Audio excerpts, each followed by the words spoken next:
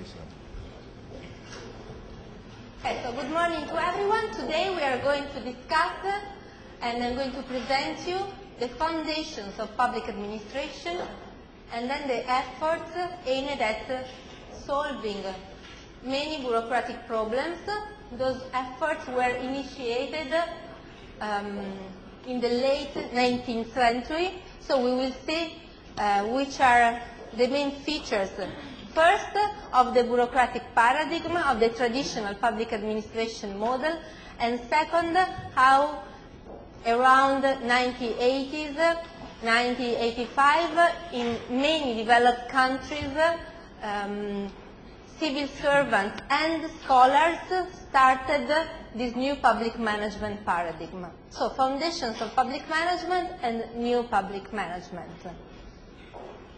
First of all, what is now considered a traditional model of public management used to be an innovation. So, in the late 19th century, more or less 80s, the bureaucratic model emerged as a new paradigm. So that we have this kind of paradox of traditional innovation. An innovation back then that nowadays sound a bit traditional and outmoded.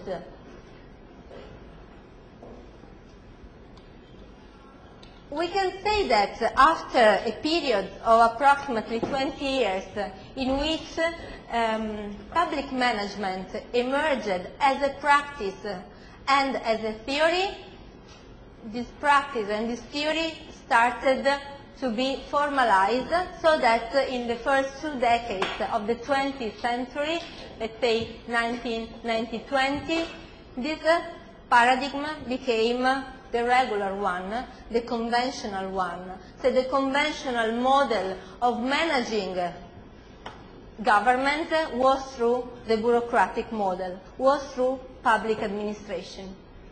And this paradigm lasted more or less unaltered for more than 50 years. So we really have a dominant paradigm, a dominant management style, a dominant organizational shape which lasted more or less unaltered, more or less stable for more than 50 years. So we will see why. Why, if you consider by so many scholars and by so many practitioners an efficient way of managing government, it rested, it remained so unaltered. So which are the benefits of the bureaucratic model? There must be some benefits for lasting more than 50 years unaltered. I want you to have in mind 3 references when we consider the foundations of public administration. Those 3 references, and we will discuss at least the basic notions of the theories of these 3 scholars, which will also be 3 practitioners: Max Weber, Woodrow Wilson, and Taylor. You might be more familiar with Taylor, I guess, for your private sector background. First of all, Max Weber. Max Weber based his vision, his perspective on bureaucracy, on the bureaucratic model, based on his conception of leadership, his conception of authority. So Max Weber divided up authority in 3 possible types. The first type was really a charismatic authority, an authority based on individual skills, let's say naturally born leader to some extent. So the first kind of authority that we have in most societies is charismatic, based on individual abilities, and then we have the traditional model. The traditional model of leadership, traditional leadership. For example, a tribe leader would be a traditional leader. So this leadership can also be inherited. So yes, it is linked for some aspects to individual abilities, but mostly come from being part of a tradition. For example, by inheriting that status, the status of leader. The third type of authority is a rational legal style of authority. This rational legal style of authority is the basis for understanding the whole bureaucratic paradigm that Weber built.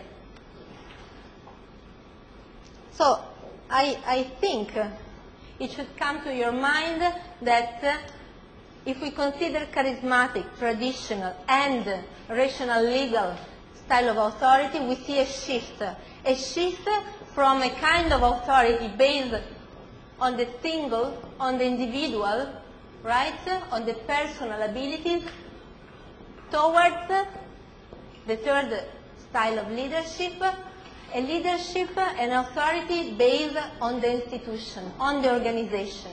So we can say that according to the Weber perspective, we have indeed a shift of authority and empowerment shift from being individual to being institutional, to being organizational, to be based on the belonging to one organization.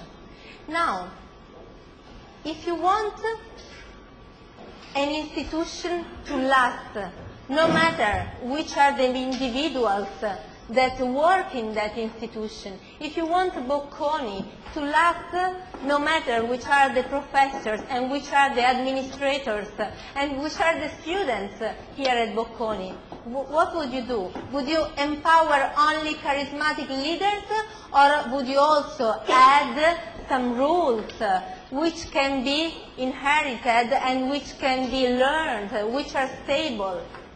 Naturally, the second alternative. So you see that by moving from the charismatic towards the rational legal perspective, the rationale for doing this shift is really empowering the institution, empowering the organization. When Weber conceived this shift, the need for this shift, one of the main dangers at the time were linked to what? To the role of leaders in the political arena. So maybe what Weber really wanted was to empower the bureaucracy, was to empower the administration, was to make the administration less personal and more institutional. So if you want to ensure equality, so if you want your citizens and your businesses to be treated in an equal way, in a neutral way, if you want to lower the discretionary power, would you go for a charismatic style of leadership, of authority, linked to the personal individual abilities, or would you go for a rational legal one? For a rational legal one, good. So you see that the rationale behind shifting the authority towards a rational legal perspective traditionally has been ensuring equality, ensuring neutrality. So, moving from this assumption, we will see the 6 foundations of public management which Weber came out with. So first of all, Weber, based on this assumption, focused his attention on the jurisdiction. Now, if we want to ensure a neutral, a stable administration, you also want to attribute, to link a jurisdictional power to each civil servant.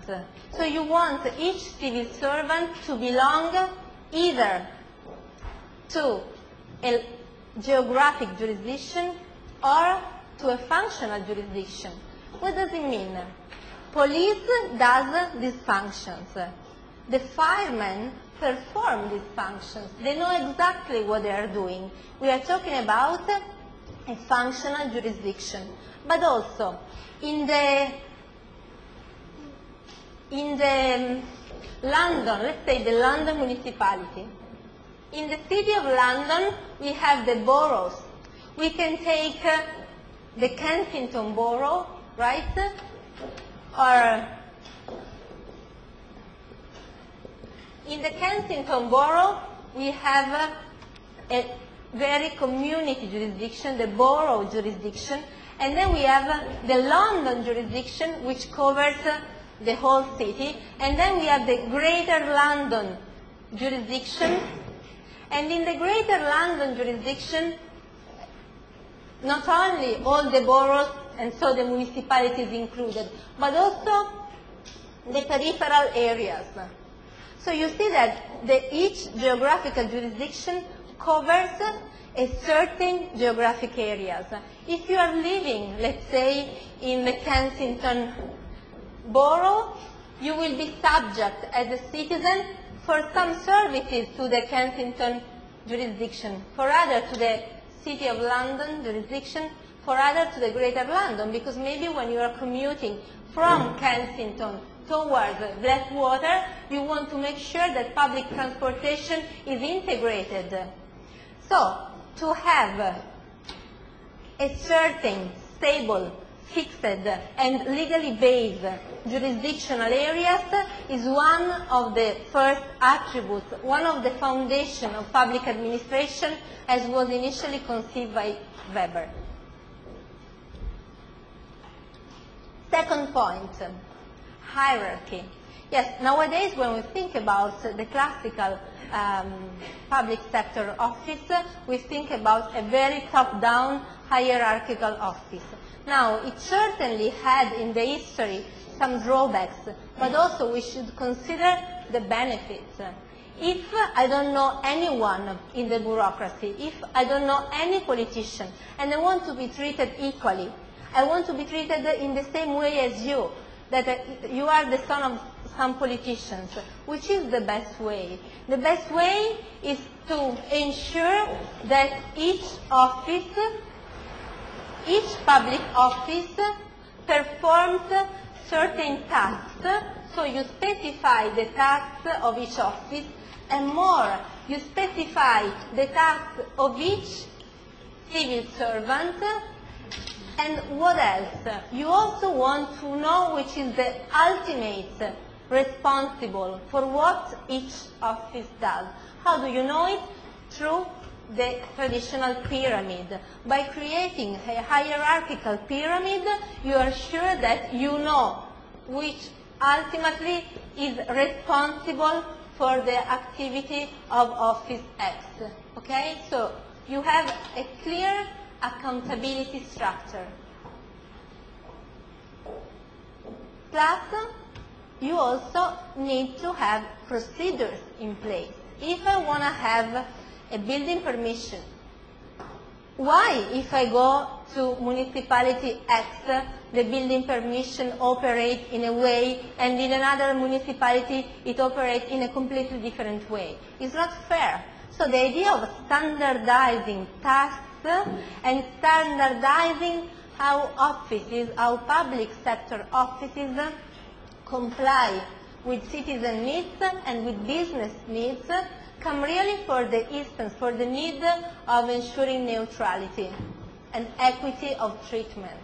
So by establishing clear procedures, by assigning clear tasks to each civil servant, depending on the position of that servant, and by creating an authority, a hierarchical structure, you make sure that you know exactly how to manage the procedure, and the procedure will be managed in an equal way, supposedly, and also you know exactly which is the ultimate responsible for the result, for the output of that specific procedure.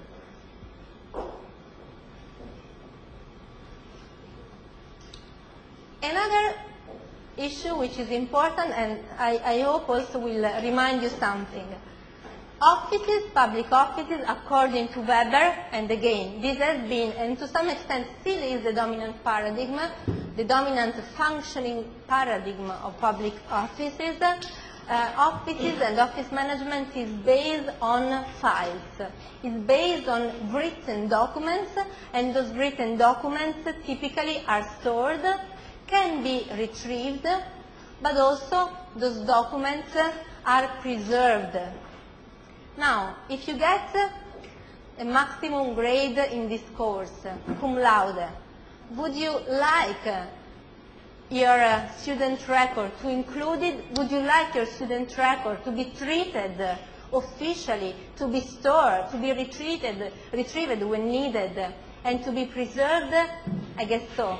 In other cases, you may not like a sure, safe student record system. But still, the file system, so the idea of basing your office on written documents takes away discretion. So it's not up to the university administrator to decide to deal with you on your grades. Your grades are files, are official, are legal, are preserved, are stored. And also, another assumption of Weber, which is still very actual, which is very important nowadays too, is the assumption of expert training, the need for expert training. So, civil servants shouldn't be, doing this work out of the blue. Civil servants should be properly trained in order to carry out the bureaucratic work, the bureaucratic tasks. And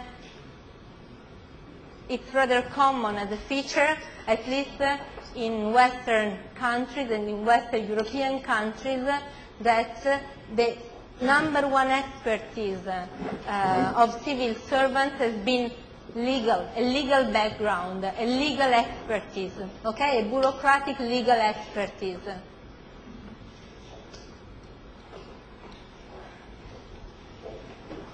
The last two assumptions, certainly official activity demands full working capacity.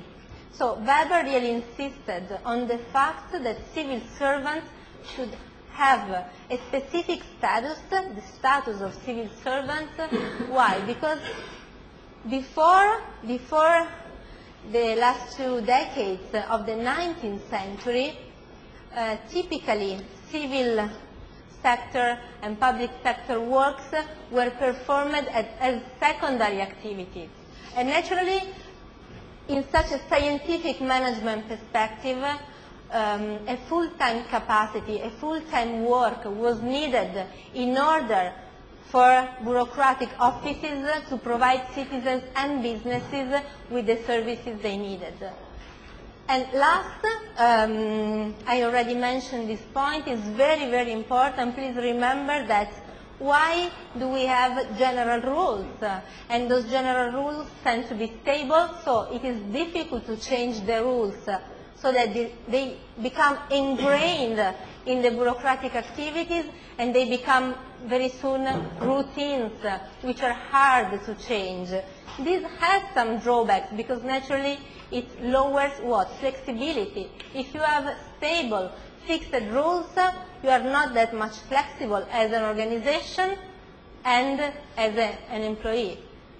However, this feature was needed in order for the bureaucracy to work in a stable, neutral way and to be not too much influenced by the turnover in the employees and most important by the turnover in the political arena. Okay? So, after Max Weber, we move to the second reference I would like you to remember. The second reference is Woodrow Wilson. So what Woodrow Wilson and his work really tell us of very, very important for understanding the foundations of public management. Politicians and administrators should be separated. So the activities of elected officials and the activities of bureaucrats should be separated. There should be a dichotomy, a division, a distinction between what one and the other does. How is it possible? Which are the problems and which are the paradoxes of this distinction? First of all, the rationale I think is clear. The rationale, it was a really good intention, you know. to avoid spoil system, which came back later on and more recently as a solution, indeed, to provide flexibility to the administration. But back to the time of Woodrow Wilson, goal number one for whoever was trying to improve public sector bureaucracy and public administration, so the goal number one was trying to separate, to reinforce the powers, the neutrality, and to decrease the discretionality of civil servants. So the best way seemed to separate politicians, elected politicians, which by definition are subject to pet interest, right, to vested interest. So the best way seemed to separate what politicians and what administrators wanted. There are two problems linked to this approach. The first problem is that according to the vision of Woodrow Wilson, policy making or policy drafting and policy implementation should be separated. Now, to some extent, it is as it works in many governments. However, this dichotomy, this distinction between the phase and the people drafting, writing the policies, and the people implementing the policies turned out to be not so effective. So this is the first big problem. The second problem is that politicians and administrators cannot be completely separated, because we are not talking about who sets the rule and who implements the rule. The two must and de facto do deal with each other in setting the rules, in defining the policies, and in implementing the policies. So it wouldn't make that much sense from an operational point of view to have the crowd that draft the policies and those that implement whatever comes in a very critical way. It's true, in this way you tend to have an implementation which is fair, which is neutral, but is also not that effective, because the people implementing the policies in the bureaucracy will tend to perceive the policies as a top-down decision-making, won't be included to any extent in the policy drafting process, and this results in an information asymmetry and in ineffective policy implementation. So, I like very much the comment of Hughes on the Woodrow Wilson approach, and Hughes call it a pure fantasy. A fantasy to think that, to assume that politicians and administrators can be separated. However, Hughes also tells us that the bureaucratic machine model, going back to Mintzberg, the bureaucratic machine model, so the traditional model, the traditional functioning mechanisms of public administration have been forged assuming that this dichotomy was in place and that was fair to have politicians and administrators working in two separate fields, in two isolated policy community and policy arena. Okay? So far so good? Now, we have a number of elements. First, we have a bureaucracy which so far, according to Weber and according to Wilson, tends to be neutral and tends to be permanent.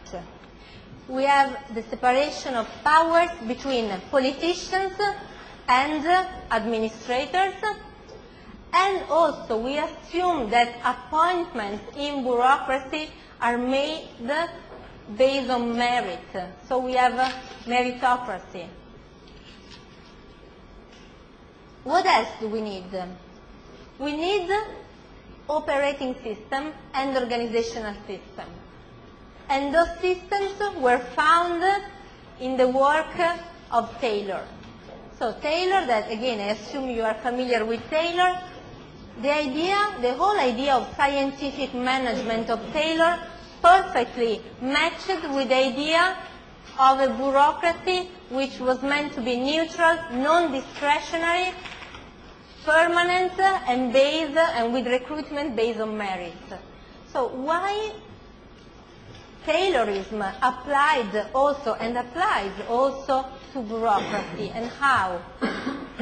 First of all, if we want to sum up the idea of the Taylorism, we can say that standardization is the key word, right? Standardization of work, standardization of tasks, and why? Where does the idea of standardization come from? It stems from the assumption that there is one best option, one best way of doing a certain task, of complying with a certain task. So the same assumption works also for the bureaucracy. If you think in any public sector office, to the manual, the instructions manual, to deal with certain procedures, the obsession with manuals is very Taylorist. It comes from the private sector. It comes from the Taylorism approach. So, one best option, one best way of doing things. How? Through manuals, by issuing rules without exceptions. So also all the problems in making exceptions. If you standardize all the citizen interaction, all the government citizen and government business interactions, by standardizing, yes, you assume that you are doing the best.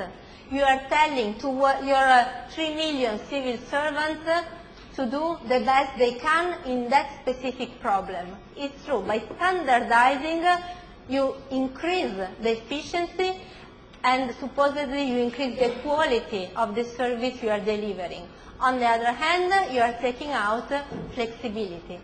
You are taking out the possibility for that civil servant to interact with your problem and with your problem, assuming that those problems are distinct and maybe they need different answers.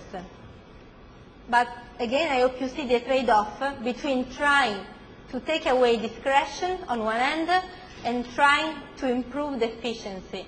So it's difficult to have both implemented at the same time.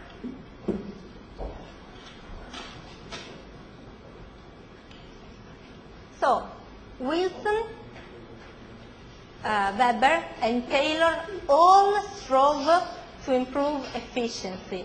And efficiency is impersonal by definition, so is an attribute of organizational activity which is impersonal, and ensured not only that the policies which were drafted were trying to solve problems, so the problems of civil society, the problems of businesses in a fair way, but also that those policies were implemented in a fair way.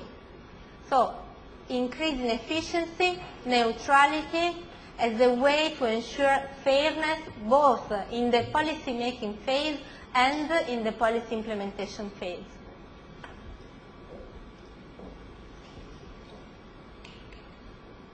So, to sum up, if we want to compare early administration with bureaucracy, with the bureaucratic paradigm which, again, we now consider old-fashioned, but which used to be a brand new innovation in the late 19th century and in the first decade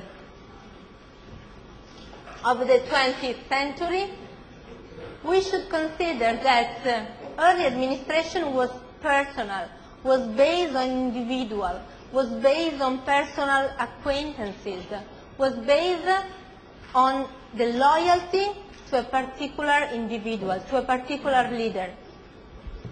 While the scientific bureaucracy, the bureaucratic paradigm, the bureaucratic model which emerged straight after this period was legal, was not anymore based on your loyalty as a civil servant to a specific politician or to an individual, was based on your loyalty as a civil servant to the organization.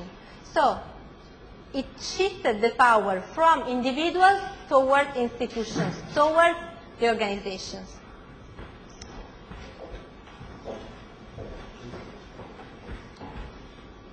Now, this model, this paradigm, as I mentioned, remained more or less unaltered for more than 50 years. At a certain point, some of the drawbacks of this paradigm started to be detected in the public systems, particularly in some countries which are considered in the literature the so-called benchmark cases. We had really consciousness of the main problems of the bureaucratic model for public administration. And the three, let's say, milestones of new public management, which I've been already mentioning, have been the Fulton Report in the UK, but also the Civil Service Reform Act in the US, and also the Reed Inquiry in Australia. So these three reports officially detected and assessed the main drawbacks of the traditional bureaucratic paradigm. So why a new model of public administration emerged, let's say, from the late 70s on? Most of the countries started this new public management reform season 1985 on, with some latecomers around 1995 and some other latecomers, very latecomers around 2000. So the new public management reform movement embraced virtually all the countries, so both developed and developing countries. Why did it started in what we call the benchmark cases, the benchmark countries? Benchmark countries being UK, US, New Zealand, Australia, and to some extent Canada. First of all, so the trigger of this reform was an economic crisis. An economic crisis related to the first oil shock. So the first oil shock created a worldwide economic crisis and determined for the first time an arrest in the economic growth. So those countries had to face severe economic constraints. So the assumption that the welfare state could grow and grow and grow, and the governments were able to deliver services to the rising demand of citizens and businesses started to be questioned. A second issue is political leadership. So the political leadership was not able back then to announce to its citizens and businesses, to its voters, that the intentions were to cut welfare services. So all those countries facing severe budget constraints, severe economic constraints, did not choose, for example, to limit the number of welfare services. And so there was, as you see, a tension, because on one hand the resources were not anymore available, or not as much as before. On the other hand, politicians, elected officials, in search of political consensus as usual, were not ready to announce a severe cut in the welfare service delivery. So one possible solution came from linking the improvement in public sector management to the economic national restructuring. So basically, also thanks to a political turnover which the countries I mentioned witnessed, those new leaders, those new political leaders, as a rhetorical style, decided not to go for the announcement of severe service cuts, but rather try to ask public managers to do more with the same resources, so to improve efficiency. Okay? So, think that the rhetorical assumption of new public management is resources are not available anymore or not as much as before, but we will try hard to deliver the same amount of service from a quantitative and qualitative point of view. How do you do it? By improving the way in which public sector is managed, by improving public management. So really the hint, the focus, the crucial aspect you should retain, the message you should retain of NPM and NPM effort and NPM, New Public Management Rhetoric, is linking an economic crisis through a new political leadership to what? To a revolution, to a deep change in management styles and management techniques without reducing service delivery from a quantitative or qualitative point of view. So this is why also NPM has been so appealing and so adopted in many countries. Because, as you may imagine, it's the solution that politicians search for. Because they don't have to announce and to fight, for example, with strikes and with labors and so on and so forth, and with the social forces, because they're announcing that they will deliver the same amount of civil or public services while improving internal efficiency of bureaucracy. No one is going to be against it. So it's a very marketable, ready-to-market solution. So, which have been, during the new public management, what we can call the managerial precepts?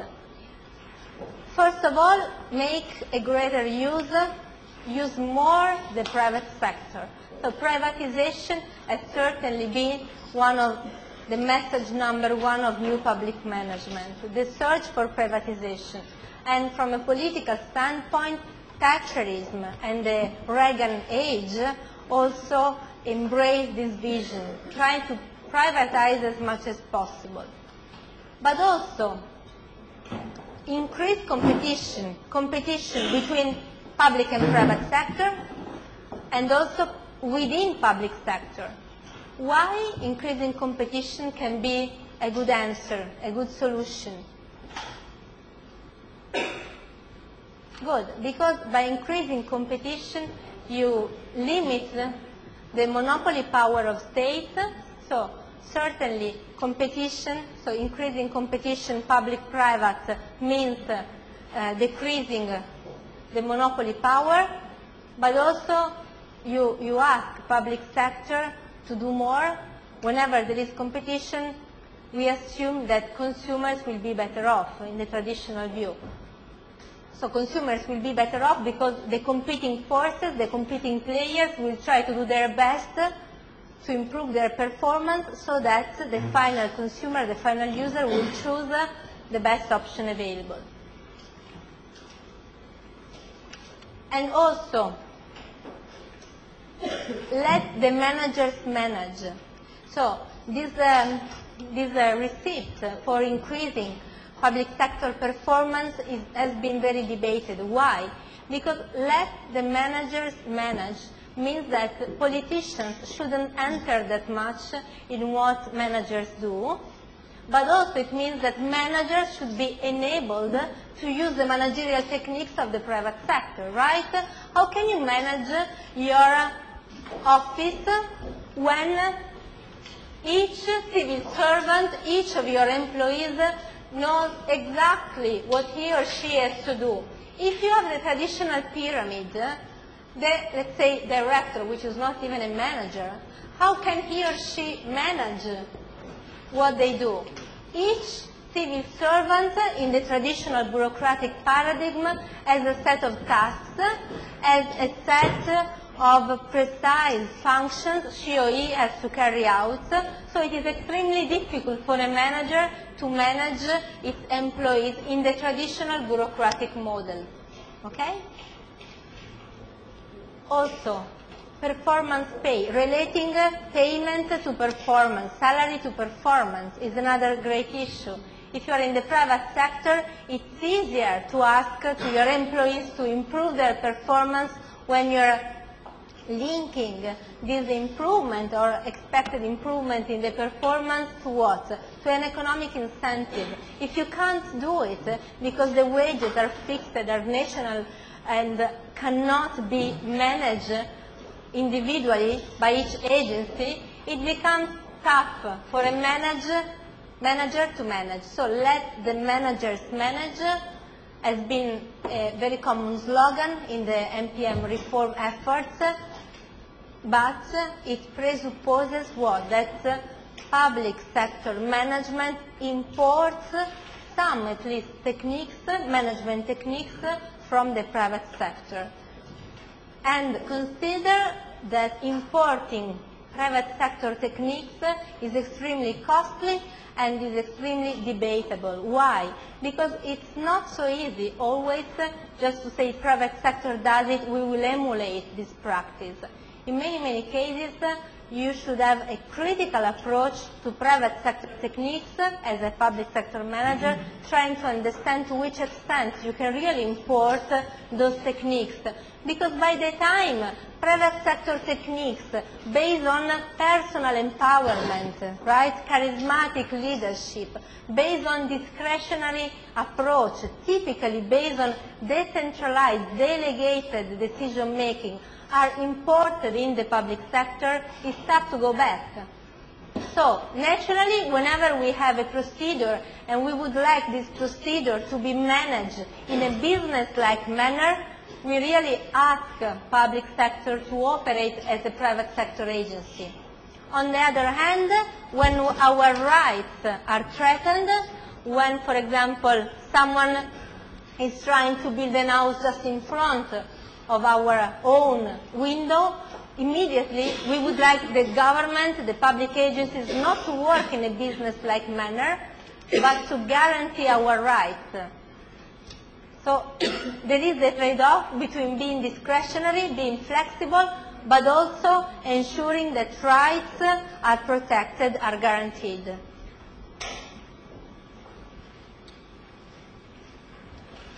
Common grounds of new public management reform.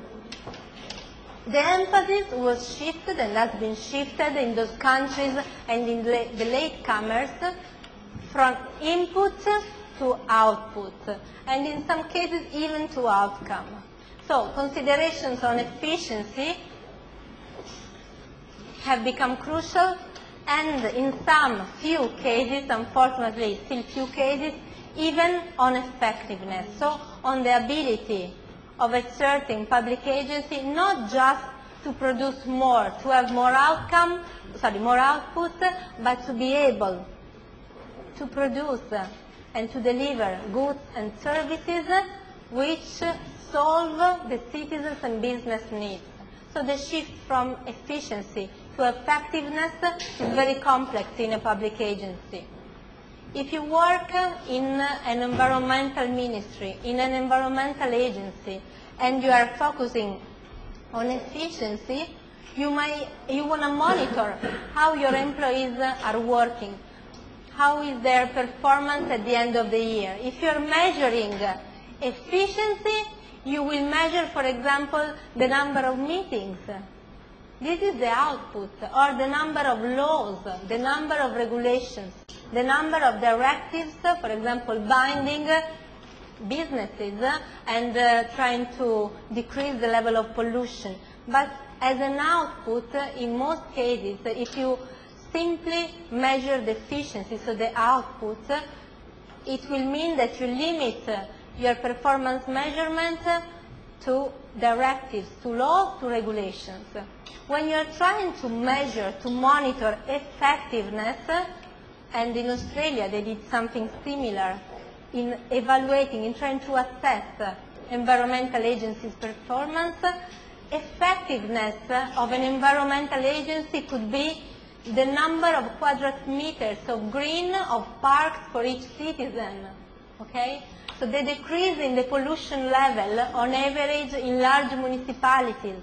So as you may imagine, it becomes extremely difficult to link your employees' activity, the activity of an environmental agency, to this final outcome, the ability of the whole governmental sector to answer to citizens and business needs. This is why indicators and effectiveness performance measurements are still not so common in the public sector, because there may be a tremendous number of factors which determine whether or not the number of quadrat meters of green of parks for each citizen on average increase or decrease at the end of the year. And those factors may really not be dependent from the activity and the intention and the efforts of the civil servants working in the environmental agency.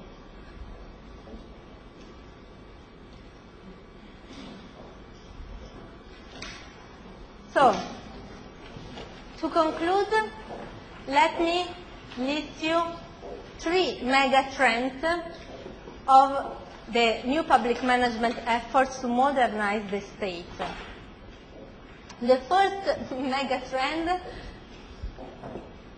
as Hughes and Loeffler and Beauvais call it, is strengthening market mechanisms.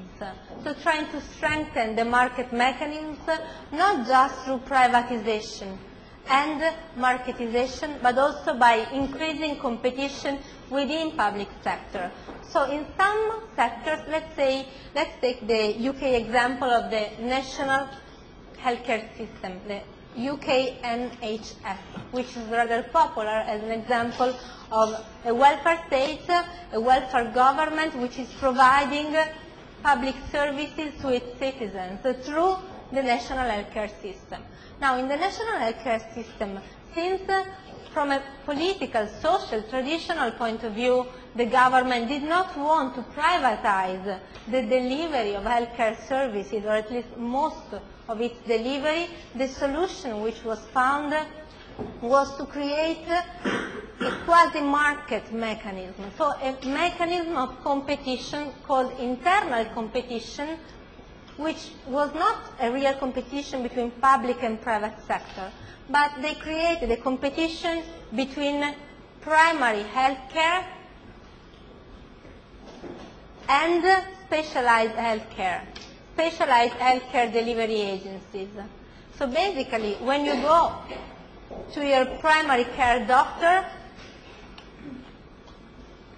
he or she can decide where to send you depending on the performance and of the prices of the specialized, for example, hospitals, of the specialized clinics. So they recreated an internal competition, a competition similar to the market competition. However, all the system was public and is still public, okay? So this was a perfect example of using market mechanisms to increase the competition and ultimately to increase the performance of public sector agencies, ensuring an improved quality of the service delivered to citizens.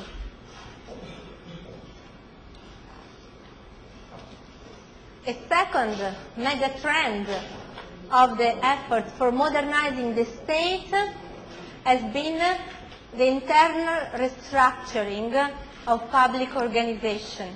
You will have 2 lectures dealing expressly on internal restructuring of public sector organization. So organization and reorganization of public administration, human resource management, plus centralize in order to decentralize. So you will see in details which have been and which are currently the main changes in the shape, in the organizational shape of governments, in the organizational options governments have available for improving their performance. During the last lecture, we mentioned the Mintzberg, the possible models, the possible organizational forms of government according to Mintzberg. You may remember that we have at least 5 typical, very classical government shapes, organizational shapes you should remember. And so,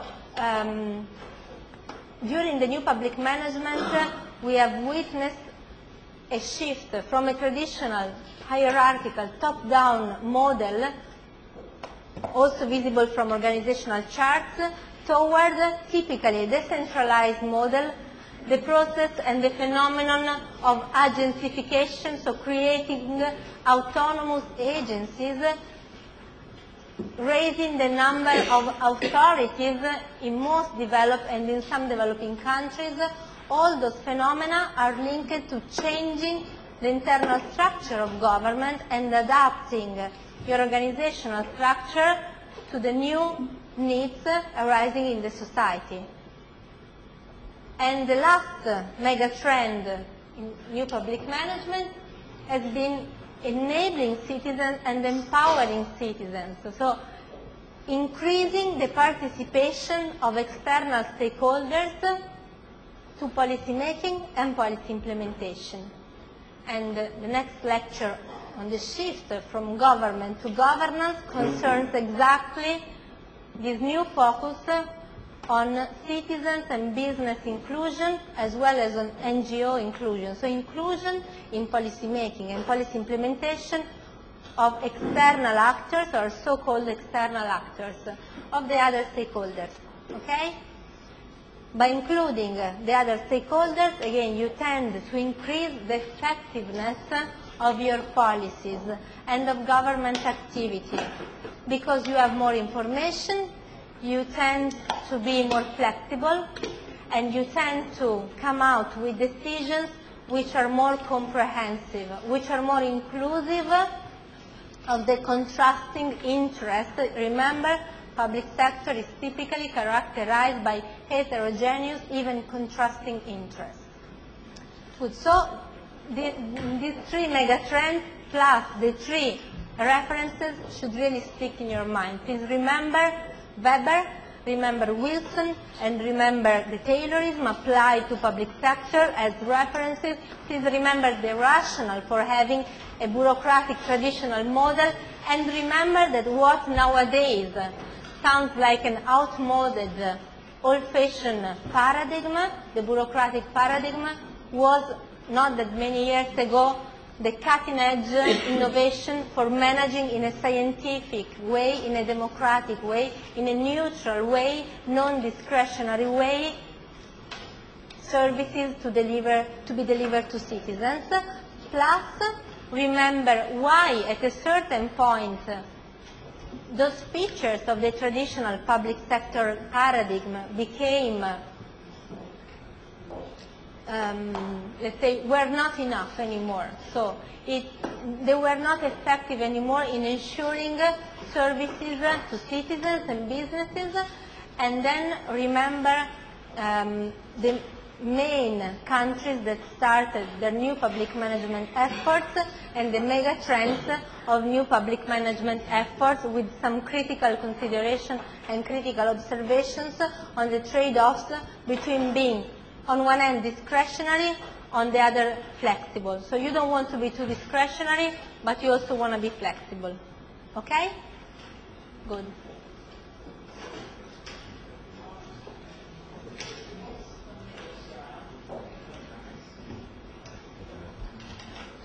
Okay, sorry.